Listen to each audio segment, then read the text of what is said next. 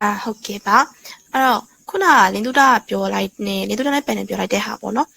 ်မိကုန်းချေဒုတိယမိကုန်းမဖြစ်ခင်မှာအဲ့ဒီအကြောင်းလေးရေးဆွေးနွေးကြည့်မယ်အဲ့တော့လင်းတူတာပြောလိုက်တဲ့ဒီ village ဖြစ်လာတဲ့အကြောင်းလေးဆိုတော့အဲ့ဒါကိုအမကလည်းလက်ခံတယ်ပေါ့နော်ဘာလို့လဲဆိုတော့ရုပ်ရှင်ထဲမှာမဟုတ်ဘူးရုပ်ရှင်ထဲမှာဆိုလို့ရှိရင်မတို့ဒီပေါ့နော်ဘယ်လိုပြောရမလဲသူရဲ့မိဘတွေကိုတက်လိုက်လို့ပြင်မလားပြန်ပြီးမှကလေးစားချီတာအဲ့ဒါကြောင့်မို့သူကနောက်ပိုင်းမှာလူတွေတက်တာအဲ့လိုမျိုးပေါ့နော်ဇလန်းတွေကမရုပ်ရှင်ထဲမှာအများကြီးတွေ့ရတယ်ဒါပေမဲ့တကယ်လည်းတွေ့မှလည်းမတော့အဲ့လိုမျိုးလို့မြင်တယ်ဘာလို့လဲဆိုတော့သူတို့ရဲ့ဘဝမှာပေါ့နော်ခုနအမပြောခဲ့သလိုပဲသူတို့ကမျိုးသိထားတာများလာတဲ့ခါကျတော့သူတို့ကိုယ်တိုင် village ဖြစ်သွားတာနောက်တစ်ခါကျတော့နိုင်ကြည့်ခံရတဲ့သူတွေရတယ်သူတို့ပဲသူတို့တွေဒီတက်ရွယ်မှာနိုင်ကြည့်ခံရတယ်ဒါကြောင့်မို့လို့သူကနောက်တက်ရွယ်တစ်ခုရောက်လာလို့ရှိရင်သူထက်ငယ်တဲ့သူတွေကိုဒီလိုမျိုးဆက်ပြီးတော့မှအနိုင်ကျင့်ချင်တဲ့စိတ်တရားဝင်သွားနိုင်တယ်ပေါ့နော်အားကြောင့်မို့ villain ထက်ဖြစ်လာနိုင်တယ်လို့ပြောချင်တာနောက်တစ်ခါပန်ပြောသွားတဲ့ဒီမိဘဒီနဲ့ဆရာအကြောင်းတွေပေါ့နော်အဲ့ဒါကဒီTikTokမှာခိစားဝါပြီးလေရေပွဲလားကင်မော်လားကနန်လားဆိုရဲ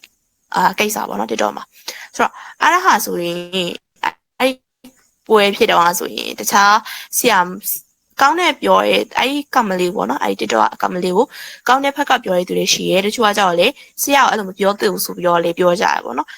ဆိုတော့အမရဲ့ price of view နေပြောအောင်မယ်ဆိုရင်တော့ဆရာတိုင်းကိုဆိုလိုတာမဟုတ်ဘူးတချို့တော့ဆရာတွေပြောတာ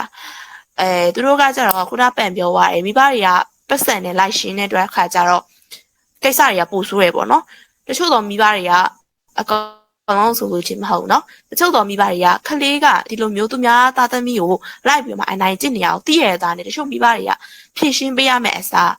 းပတ်စံနဲ့လိုက်ရှင်းတာစေးဘိုးဝါကပေးလိုက်တာတင်မလားဘယ်လောက်ပေးရမလဲဆိုပတ်စံနဲ့လိုက်ရှင်းတာဆိုတော့မိဘတွေကအဲ့လိုလုပ်လေခလေးကပို့ပြီးမှဆောင်းကြွလေပဲနောက်တစ်ခါကျတော့ဆရာသမားတွေပေါ့နော်ဆရာတိုင်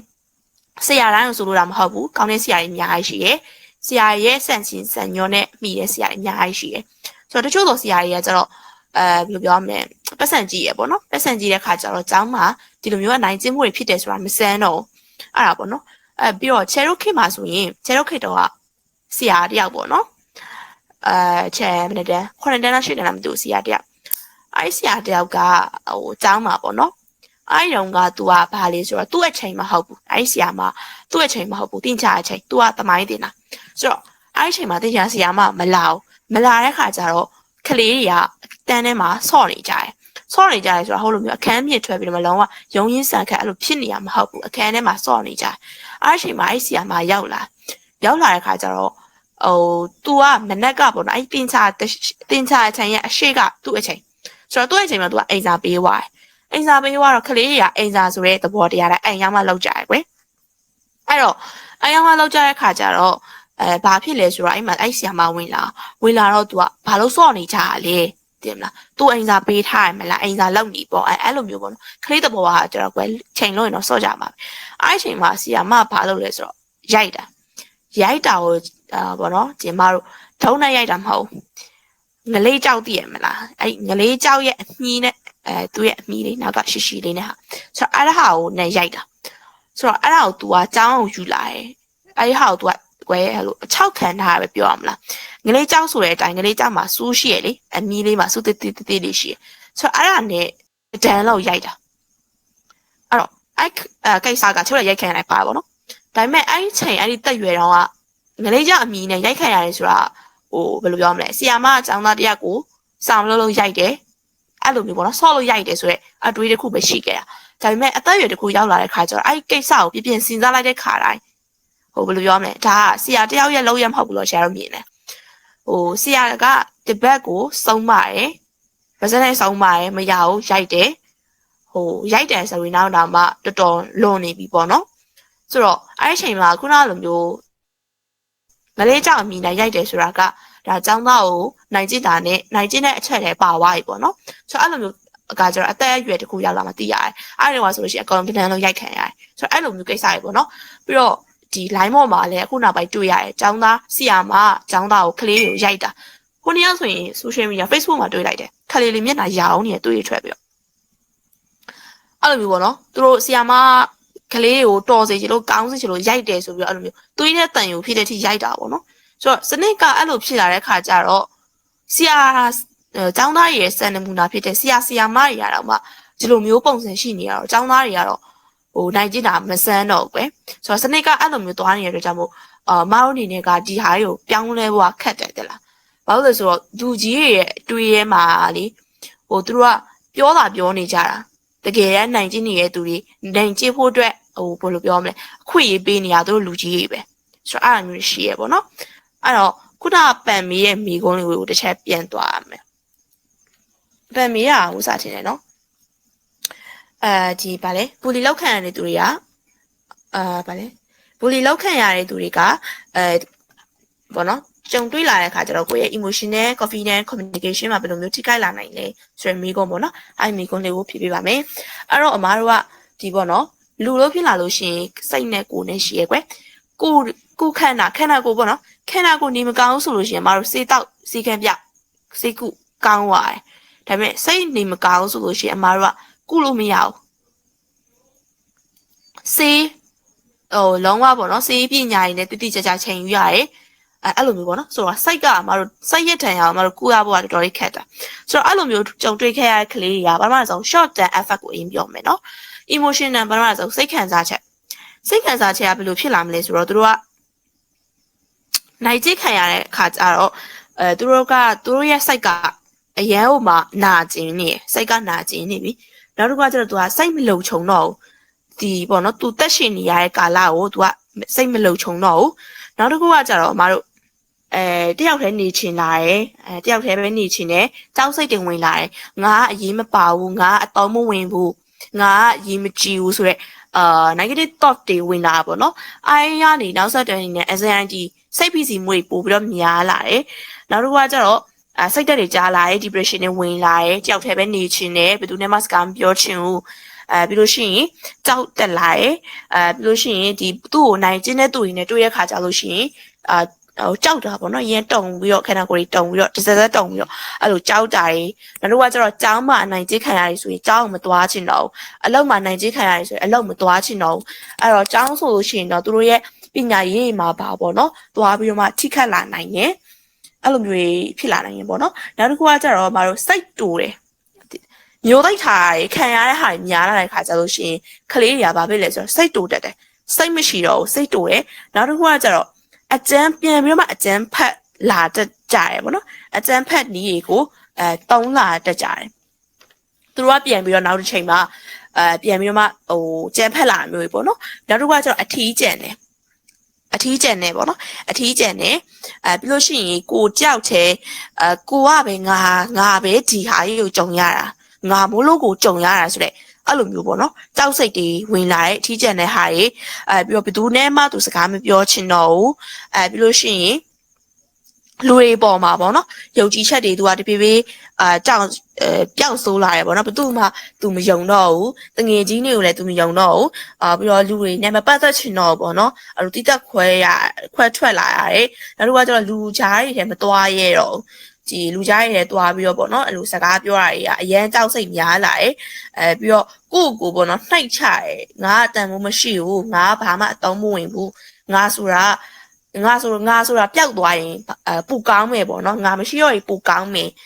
အဲ့လိုမျိုးခံစားချက်တွေဝင်လာနိုင်တယ်အဲ့တော့အချိန်ကြာလာဒီစိတ်ရင်းနဲ့ပဲသူကရှင်တန်လာတဲ့အမြအချိန်တစ်ခုရောက်လာတဲ့ခါကျတော့ဆူဆိုက်တာကြီးပေါ့နော်အကုန်ဒီကြရဲ့ကိုတက်သေးတာစိတ်ထွက်ပေါက်ရှာတာကိုခန္ဓာကိုနာကျင်အောင်လုပ်တာအဲ့လိုမျိုးအချိန်တွေထိလုံးဝပေါ့နော်ပြဿနာဖြစ်သွားနိုင်တယ်ဆိုတော့အဲ့ဒါကကျတော့မတို့ဒီဘာခေါ်လဲကြံဖက်ခံရတဲ့အခါကြလို့ရှိရင်ကိုယ့်ရဲ့ခန္ဓာကိုယ်ထိခိုက်တဲ့ဟာပေါ့နော်ဆိုတော့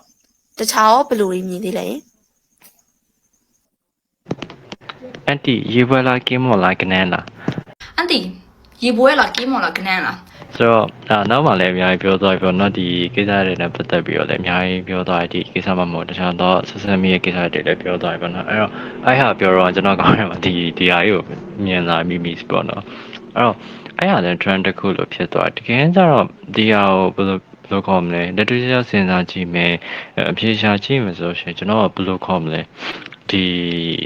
society တကူကကျွန်တော်လက်ခံနိုင်တဲ့သူတွေရှိလို့လက်မခံနိုင်တဲ့သူတွေလည်းရှိကြတယ်လက်ခံနိုင်တဲ့သူတွေကအများစုဒီလူငယ်ဖြစ်ကြတယ်အဲ့တော့ကျွန်တော်ကခွဲလိုက်လို့ရှိရင်လူကြီးရာဒါကိုစော်ကားရလို့မြင်တယ်ဘာဖြစ်တယ်လို့မြင်ကြရပေါ့အများစုအနေနဲ့ကျတော့ဒါရေပိုးရအဖြစ်ပြီးတော့ဒါပေမဲ့လည်းလူကြီးပိုင်းမှာလည်းကျွန်တော်လက်ခံကြသူရှိရဲဆရာမပိုင်းမှာလက်ခံကြသူရှိရပေါ့နော်မပြောသားချက်မှာလည်းပါတော့အဲ့တော့အဲ့ဟာတကယ်လက်တွေ့ကျကျစဉ်းစားကြည့်မှဆိုရှင်အဲ့ဟာကမနက်ပြောရှင်ကျွန်တော်ဆိုကြပါစို့ကျွန်တော်ဒီအကြောင်းမှာကြာကျွန်တော်ကလူတိုင်းမှာအဲ့လိုမျိုးအနိုင်ကျင့်ခံရတဲ့ပုံစံမျိုးနဲ့တူတယ်ဆရာမစီကပေးရပြည့်တယ်နေခံရတဲ့ဥစ္စာမျိုးရှိတယ်ဘယ်လိုခေါ်မလဲဒုတိယဒီအမှားတစ်ခုအနေနဲ့ထိုက်တန်တဲ့ပေါ့ကျွန်တော်အစမှလည်းအများပြောထားတယ်ထိုက်တန်တဲ့အပြည့်တန်တစ်ခုအနေနဲ့ဆိုရင်တော့အဆင်ပြေဒါမဲ့လူတယောက်အပေါ်မှာနာကျင်သွားစေနိုင်မဲ့ဥစ္စာတွေသူစိတ်ပိုင်းဆိုင်ရာထိခိုက်သွားစေနိုင်မဲ့ဥစ္စာတွေလောက်တာကြကျွန်တော်နည်းနည်းတော့တရားလွန်တယ်လို့ပြောရလိမ့်မယ်ဘယ်လိုခေါ်မလဲကျွန်တော်ကဘယ်လိုပဲဆုံးမပြပြဒီလိုပြောမှသူကမှတ်မှာဒီဘယ်လိုခေါ်မလဲဒီလိုမလို့လို့ရှင်သူကရောက်တက်လိမ့်မယ်ဘာညာပေါ့အဲ့တော့အဖြစ်နဲ့ဆိုတဲ့နေရာမှာလည်းတကယ်သူလုပ်တဲ့အရာနဲ့ထိုက်တဲ့အတိုင်းတာတစ်ခုတော့ကျွန်တော်ဖြစ်ဖို့လိုအပ်သေးရပေါ့နော်အဲ့တော့အပြစ်ဆိုတိုင်းကျွန်တော်ဒီဆုံးမဆိုတိုင်းဒီတိတ်ချိန်နဲ့ရလိုက်တာတော့ဆက်အဲ့လိုမျိုးရတဲ့အတိုင်းတော့ကောင်းတာမဟုတ်ဘူးဒီဘက်ခေရောက်လို့တာလင်းဒီကိစ္စရက်တွေကပြောလို့ရှိရင်တကူဖြစ် social media ရောက်လို့တာအရင်အတန်မထွက်ကြတဲ့အထက်မှာပါပေါ့နော်ဒါပေမဲ့အရင်ခေတ်တော့ကြောက်တအားဆွန်ပါတယ်ဟုတ်တယ်အဲ့တော့ခုနပြောရတယ်ဆရာမတွေကအပြစ်ပြောတာမဟုတ်ဘူးပေါ့နော်ခုနလင်းတို့ပြောသွားသလိုပဲသူတို့ကရိုင်းမသူကလိမ္မာမှာရိုင်းမပြောစကားနားထောင်မှာဆွဲထားတယ်ပေါ့နော်ကလေးကစမလောက်လာဘူးလားစမလောက်လာဘူးဆိုရင်သူ့ရှေ့ခေါ်မလောက်လာဘူးဆိုရင်သူ့ရှေ့မှာလောက်ခိုင်းမရေးလာဘူးလားသူ့နာကိုတိကျခေါ်လိုက်ရေးခိုင်းမပြီးမချင်းမလွတ်နဲ့အဲ့လိုမျိုးပေါ့နော်တခြားအနုနီနဲ့တုံရမယ့်နီလန်းနေအများကြီးရှိရဲကွယ်အဲ့ဒါမှသူတို့ကရိုက်တဲ့ဟာကိုသွားပြီးတော့မှတုံးတယ်ပေါ့အဲ့နီနာကိုတုံးတယ်တခါကျတော့ရှင်မငငယ်တော့တိချင်တဲ့ဟာတခုရှိရဲအမဆရာအခုဆိုရင်မှတိချင်းလောကရဲ့ဝင်နေပေါ့နော်မဝင်ခင်တော့ဆိုရင်အမဆရာမလုံးဝမဖြစ်ချင်ဘာလို့လဲဆိုတော့ကိုကြုံခဲ့ရတဲ့ဆရာရဲ့ပုံစံတွေကိုကိုကမြင်လာရတာဖြစ်တဲ့ကြောင့်ဆရာဆိုတာလုံးဝဖြစ်ချင်ပြီးတော့ကိုဆရာလောက်တဲ့ခါကြလို့ရှိရင်ဘယ်လိုပြောခလေးတွေပေါ်မှာသွားပြီးတော့မှခုနပြောသလိုပေါ့နော်ကိုလည်းကလေးဘဝဖြစ်နေလာတာပဲကိုလိုမျိုးဖြစ်သွားမှာစိုးတယ်အဲကြောင့်မို့ဆရာလည်းလုံးဝမလုပ်ချင်ပြီးလို့ရှိရင်ပေါ့နော်သိချင်တာဆရာတွေကပညာရေး college တက်ပြီးမှဆရာဖြစ်ကြပညာရေး college တွေပညာရေးနဲ့ပဲမှာပါလေသူတို့ရဲ့ teaching ပေါ့နော် teaching training တွေတက်ပြီးတော့မှသူကဆရာဖြစ်လာကြတယ်ဆိုတော့ဆရာသိချင်တာteaching training မှာကဆုံးမရိုက်ရမယ်ဆိုတဲ့ဟာတွေညထပ်ပေးလိုက်လာပေါ့နော်ဘာလို့ဆိုဆရာအများစုကရိုက်တဲ့နီလန်ကိုတုံးကြတယ်အခုနောက်ပိုင်းမှာတာလင်းရေချေတို့ဒီခုနပြောသွားတယ် social media ခေတ်ထလာတဲ့ခါကျတော့သူတို့ကမိဘတွေကကျတော့တချို့မိဘတွေကပတ်စံနေရှိနေဆိုမြဲတချို့မိဘတွေကကလေးတွေဘက်ကရက်တီးပေးတယ်ဒါကလည်းအခုနောက်ပိုင်းမှာပါအဲ့တော့အဲ့လိုမျိုးမိဘတွေကကလေးဘက်ကရက်တီးပေးရများလာတော့တချို့ဆရာမတွေကမလုပ်ရဲတော့အဲ့လိုမျိုးဟာတွေထလာတော့မှဒီကိစ္စနဲ့အခုဆိုလို့ရှိရင်ရှိရဲဒါပေမဲ့တစ်ဖက်ကပြင်ဆင်စားမယ်ဆိုရင်လည်းဘယ်လိုလဲထိန်းနေကြတဲ့နေသားတစ်ခုလည်းရှိရဲပေါ့နော်နောက်တစ်ခုကကျတော့မိဘအိမ်အနေနဲ့ပေါ့နော်အမဆိုရင်အမကအခုကြင်ညာဝင်မယ်ပေါ့နော်အမဘယ်လိုရမလဲကလေးအမေလည်းမဟုတ်ဘူးခရီးစင်ရဲဆိုတော့အမရဲ့မောင်လေးတော့မဟုတ်ညီမလေးရဲ့အမတယောက်အနေနဲ့ပြောရမယ်ဆိုရင်ပေါ့နော်အကလို့ကိုကလေးကဒီဘူလီခံရတယ်ပေါ့နော်နိုင်ကြီးခံရတယ်ဥမာကျောင်းမှာပဲဆိုပါဆိုကျောင်းမှာနိုင်ကြီးခံရတယ်ဆိုရင်မိဘအိမ်နဲ့ဘာလို့တင်လဲအောက်ထေသူတွေနဲ့ဘာလို့တင်လဲဆိုတော့တွားကျောင်းကိုလိုက်သွားကျောင်းလိုက်သွားပြီးတော့ဖြစ်တဲ့ကိစ္စကိုရှင်းပေါ့နော်ဒီကတော့ကြောင်ရဲတောင်ကိုရှိသူနဲ့ရှင်းဆိုရင်တွေကျမကလေးကတော့ဒီလိုနေထားဖြစ်လာရဲ့ကျောင်းဖက်ကဘယ်လိုလုပ်ပေးမလဲကျောင်းချိန်မှာဖြစ်တဲ့ကြောင့်ကျောင်းဖက်ကတော့တောင်းဝင်ပေးရမယ်အဲ့လိုမျိုးပြောပြီးတော့ထိတ်တိုက်သွားရှင်းတာကပိုပြီးမှကောင်းတယ်တီးခံတယ်ဆိုရဲတိုင်းတာတော့မှဒီနေထားတစ်ခုမှာနိုင်ချင်းခံရတဲ့နေထားတစ်ခုမှာတော့တီးခံတယ်ဆိုရဲနေထားမှာတော့မသွားစီချင်ဘူးပေါ့နော်နောက်တစ်ခုကကျတော့တချို့ကျောင်းတွေကကျတော့သူတို့ကတောင်းဝင်မှုတောင်းခံမှုရှိရဲသူတို့ကိုယ်တိုင်ရှင်းပေးရဲဒါပေမဲ့တချို့ကျောင်းတွေကကျတော့မလုပ်ပေးဘူးသူတို့မဆိုင်ဘူးဆိုပြီးနေတယ်အဲ့ဒီခါကျတော့အမားတို့ကအဲ့လိုမျိုးကျောင်းနေဆိုလို့ရှိရင်ထွက်လာလိုက်အမားတို့ကစုတ်တင်စုတ်ခွာတင်စုတ်ခွာရမယ်ဘာလို့ဆိုတော့ဒီကကိုယ်ကလေးလှုပ်ချုံဖို့အတွက်ကဒီကကိုရဲ့မိသားစုဝင်ပေါ့နော်ကိုရဲ့ကလေးလှုပ်ချုံဖို့ကဒီကစုတ်ခွာတင်စုတ်ခွာရမယ်နောက်တစ်ခုကကျတော့ကလေးတွေအတွက်ပေါ့နော် safe ဖြစ်တဲ့ environment တစ်ခုကိုမိဘတွေအနေနဲ့တော့မဟုတ်အောက်ထိန်သူတရားအနေနဲ့ကဖန်တီးပေးတဲ့တယ်ကလေးကိုဥပမာခုနကလိုမျိုးနိုင်ကြီးခံရလို့ရှိရင်သားလေးဘာဖြစ်လို့လဲဘာဖြစ်ခဲ့တာလဲအမေကိုပြောပြအမကိုပြောပြ အဲ့လိုမျိုးပေါ့နော်ချော့ပြီးတော့မေးရကလေးဆိုတဲ့မျိုးကလေအဲ့လိုဘယ်လိုပြောမလဲစူဆဲပြီးမေးရနဲ့ချော့ပြီးမေးရနဲ့မတူကလေးရလေကလေးဆိုတဲ့သဘောတရားကြီးချော့မေးလို့ရှင်အဆင်ပြေရပေါ့နော်အဲ့ဒီအချိန်မှာတချို့မိဘတွေကဟိုခုနပန့်လားမသိဘူးပြောသွားလိုက်တယ်တချို့မိဘတွေကဘာလဲနိုင်ချိတ်ခံလို့ရှင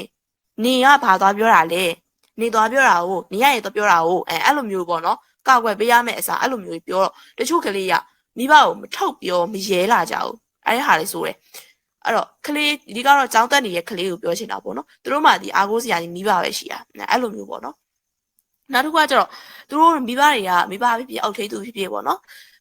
ကလေးရဲ့နောက်မှာသူတို့တွေရှိပါတယ်ဆိုတဲ့အကြောင်းကလေးကိုပြပေးတင်တယ်ပေါ့နော်မမမရက်တီပေးရဆိုတဲ့အကြောင်းကလေးတွေတိစီချင်တယ်တိအောင်လည်းပြပေးရမယ်ပေါ့နော်နောက်တစ်ခုကကျတော့ကလေးတွေရဲ့စကားအတန်ကိုမိဘအနေနဲ့နားထောင်တင်တယ်နောက်တစ်ခုကကျတော့ဘယ်လိုပြောမလဲစူတာဆဲတာမလုပ်တင်ဘူးလားဒါတော့လုံးဝမလုပ်တင်ဘူးဘာလို့ဆိုတော့မိဘတွေမစူခင်ကတည်းကမှကလေးကသူ့ဟာနဲ့သူတော့မှဒီចောင်းရတွေကိုခံစားပြီးတော့သူ့ဟာနဲ့သူတော့မှလူကလုံးဝစိတ်သက်တွေရှားပြီးတော့သူကလုံးဝသူ့ကိုယ်သူလုံးဝဒီမလားလုံချုံမှုဖြစ်အရန်နေကြောက်ရွံ့နေတဲ့ကလေးကိုသွားဆဲနေလို့မရဘူးပဲနောက်တစ်ခုကကျတော့ခုခေတ်မိဘတွေပေါ့နော်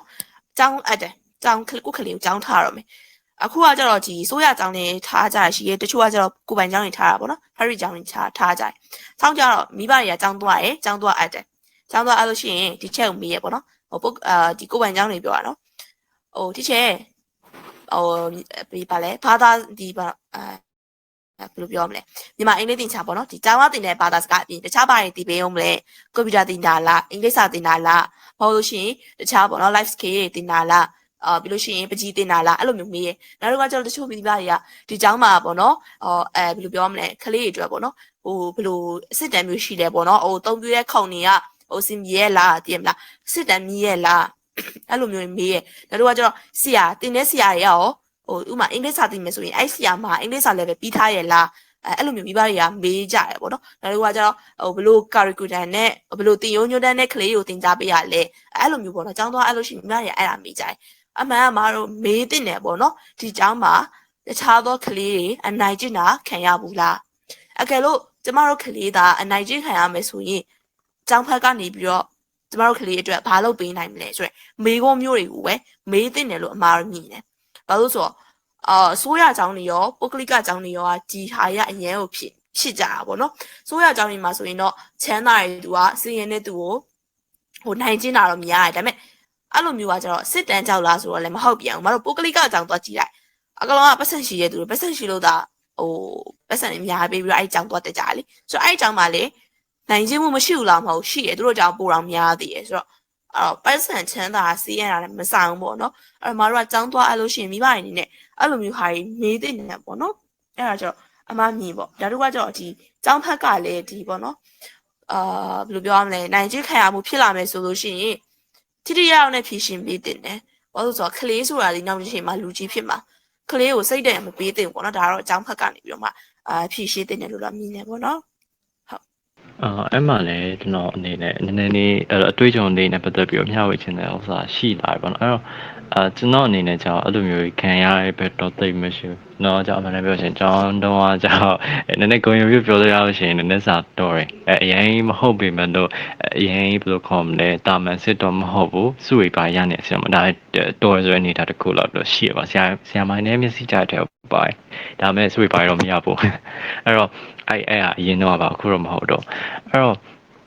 ့အဲ့ကာလာမှာတော့ကျွန်တော်မှာကျောင်းပညာရေးပဲဘာရှိသေးလဲဆိုတော့ကျူရှင်နေပါရှိအခုချိန်နေလည်းရှိမယ်လို့ထင်တယ်အဲ့ကာလာမှာတော့မှကျွန်တော်ကကျူရှင်နဲ့ပတ်သက်လို့ရှိရင်တော့မှဘယ်လိုခေါ်မလဲဒီ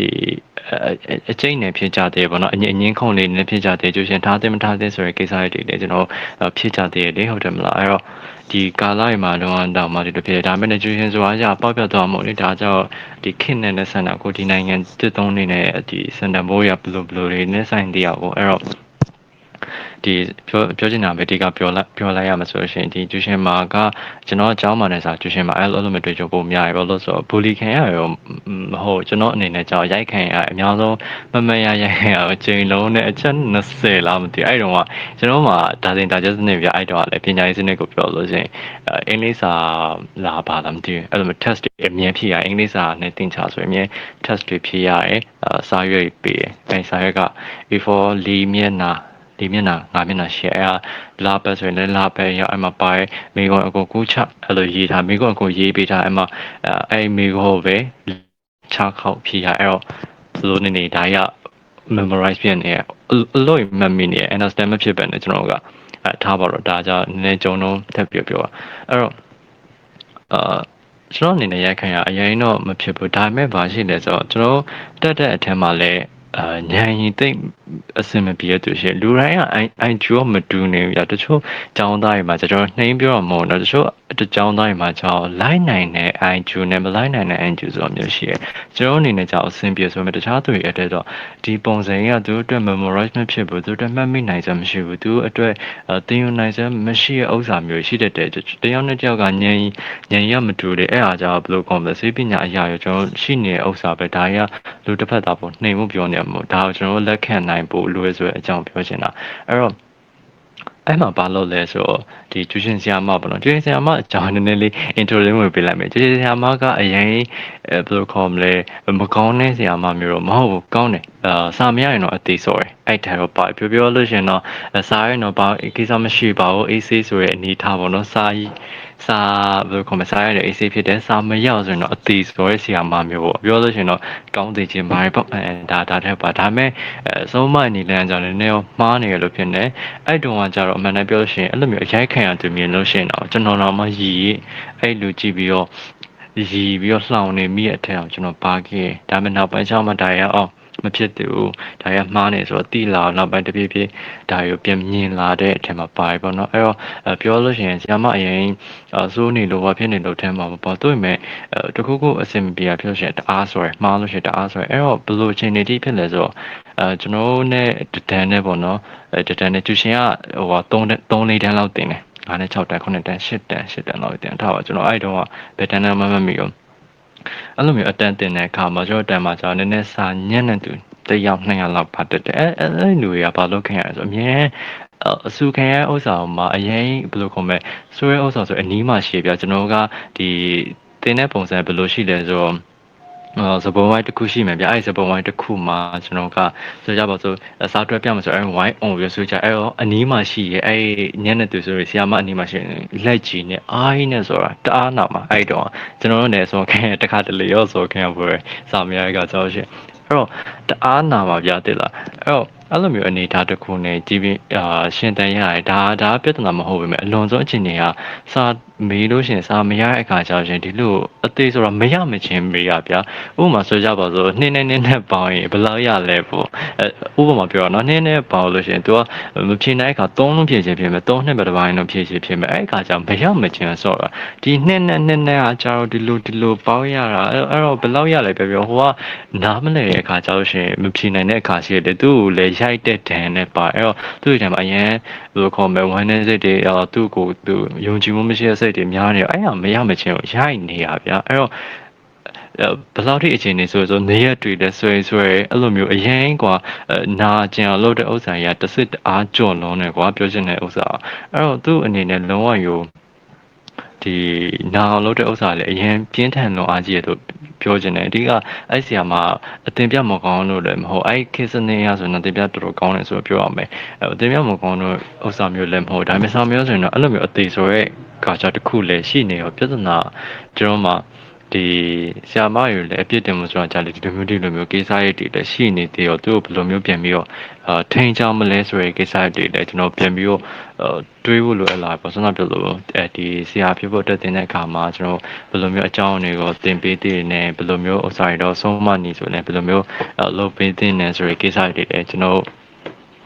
်အများကြီးဘယ်လိုခေါ်မလဲပြန်ပြီးတော့လှုပ်တင်တယ်အဲ့မှသာရင်ကျွန်တော်ကတခုခုဖြစ်လို့ရှင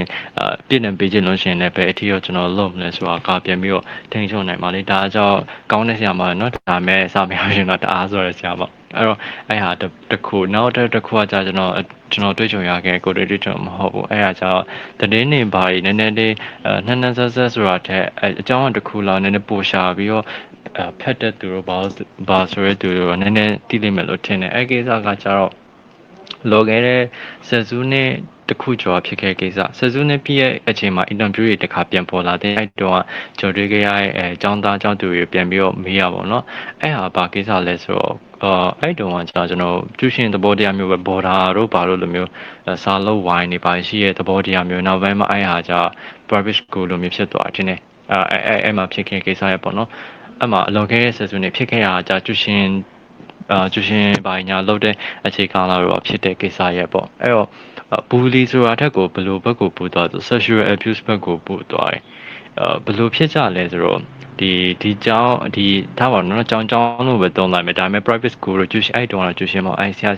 ရာတွေပေါ့အဲ့မှာလုပ်တဲ့ဆရာတွေကသူတို့မှကြောင့်ဘယ်လိုရှိလဲဆိုတော့အဲ့ဆရာရဲ့အကြီးဆုံးသူရှိမယ်ပြီးတော့သူရဲ့လက်အောက်ခံဆရာလေးရှိမယ်ဗျာဒါပါတော့သူတို့အကုန်လုံးကဘယ်လိုလုပ်ကြလဲဆိုအကုန်လုံးက sexual abuse လုပ်တဲ့အထက်မှာပါတယ်အဲ့ဒီကျောင်းသားသူတွေကိုကျောင်းသားတွေကိုစာလုပ်မယ်စာသင်ပေးမယ်ဆိုရင်ဘာရဆိုရောအခန်းထဲခေါ်ပြီးတော့ကိုတီလဲရောက်လုပ်တဲ့ဥစ္စာတွေပေါ့နော်အဲ့လိုမျိုး sex နဲ့ပတ်သက်တဲ့ဒီ private AIT တော့ဘာလို့တာလို့ညောင်းတာတော့အဲ့ဟာလုပ်တာဒီယောက်ျားလေးရောမိန်းလေးရောလုပ်တာယောက်ျားလေးဆိုရင်စဉ်းစားကြည့်ယောက်ျားလေးချင်းလုပ်တာဗျာအဲ့ CI ပဲရှိဆရာမရမဟုတ်အဲ့တော့ယောက်ျားလေးချင်းလုပ်တဲ့ကိစ္စတွေဖြစ်တဲ့အားသူမှလည်းပြောလို့ရှိရင်ဘာလို့မညာလို့မဆိုရင်ချင်းချောင်းတဲ့ကိစ္စရက်တွေတည်းအများကြီးကြုံခဲ့ရတယ်အဲ့တော့အဲ့လိုမျိုးဆရာကြီးလည်းကျွန်တော်ရှိရပေါ့ဆိုလိုချင်တာကကျွန်တော်မှာပတ်ဝန်းကျင်မှာじゃအမြဲလူကောင်းရင်ပဲရှိနေတာမဟုတ်ဘူးလူကောင်းလို့ပြောလိုက်လို့ရှိရင်လည်းလူရန်စားအလွှာအလိုက်ကိုရှိနေတယ်ဟိုမှာဆရာမှာလည်းကျွန်တော်ကောင်းတဲ့သူရှိရမကောင်းတဲ့သူရှိအဲ့ဟာလေးကိုကျွန်တော်ခွဲမြဖို့လိုတယ်ဘယ်လိုခေါ်မလဲဒါလေးပြောလိုက်လို့ဆရာအကုန်လုံးပြောတော့မဆိုးလို့ဒါမဲ့အဲ့လိုမျိုးလုပ်တဲ့သူရှိနေလို့ဒီကိစ္စတွေပေါ်လာဒါကြီးကိုကျွန်တော် over လုပ်ပြီးတော့လုပ်နေသူရတမျိုးပေါ့ဒါကြောင့်သူအရင် overload တာဖြစ်သွားဒါမဲ့တချို့သူတွေမှာじゃသူဘဝနဲ့ပတ်သက်ပြီးတော့အမဲဆက်တွေထင်ခဲ့ကိစ္စတွေရှိပြီးပြောပြနေတဲ့အခါမှာမင်းတို့ဆရာဒီလိုမျိုးလုပ်ဆရာလားဆိုတဲ့ပုံစံမျိုးရဆရာဒီလိုမျိုးလုပ်ဆရာလားဆရာဒီလိုမျိုးပြောဆရာဆိုတဲ့ကိစ္စတွေကကျွန်တော်မှားနေရပေါ့နော်အဲ့တော့အဲ့ဟာကျွန်တော်မြင်နိုင်ဖို့လိုရယ်ဆရာဒီတန်းမှာလည်းတကယ်ကောင်းတဲ့ဆရာတွေအများကြီးရှိရဒါဆိုတော့အမပြောသွားသူပဲမကောင်းတဲ့ဆရာတွေလည်းရှိရအဲ့တော့ကျွန်တော်ခွဲမြင်နိုင်ဖို့လိုရယ်ပေါ့နော်အဲ့တော့ဒါလေးအကြောင်းအရာတစ်ခုလောက်နည်းနည်းပြောစရာလေးပေါ်လာလို့ပေါ့နော်ဟုတ်